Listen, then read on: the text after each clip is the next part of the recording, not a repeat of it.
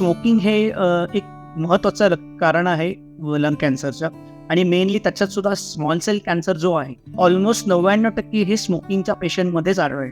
आता याच्याशिवाय उरलेली जी कारणं आहेत, जी कारणं बेसिकली कुठल्याही रुग्णाच्या हातात नसतात, त्याच्यापैकी एक म्हणजे कार्सिनोजेन, ज्याला आपण कॅन्सर होणारे छोटे घटक म्हणतो, त्याचा एक्सपोजर, म्हणजे ज्याच्यामध्ये ॲस्बेस्टॉस, सिलिका, रेडॉन गॅस, ज्या बेसिकली कुठल्याही आपल्या इंडस्ट्रीजमध्ये निघतात, या अशा कुठल्याही गॅस किंवा अशा कुठलेही मटेरियल जे आपण म्हणतो त्यांच्याशी संपर्क असेल रुग्णाचा खूप वर्ष, तर हे एक कारण असू शकतं.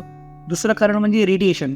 कुठल्याही रुग्णांनी आधी आपल्या आयुष्यामध्ये कुठल्याही आजाराकरता, लिम्फोमा असू देत किंवा दुसरा कुठला आजार असू दे, याच्याकरता रेडिएशन घेतलं असेल तर त्याला उरलेल्या आपल्या भावी आयुष्यात फुफ्फुसाचा कॅन्सर होण्याचा 1% चान्स हा नेहमीच असतो.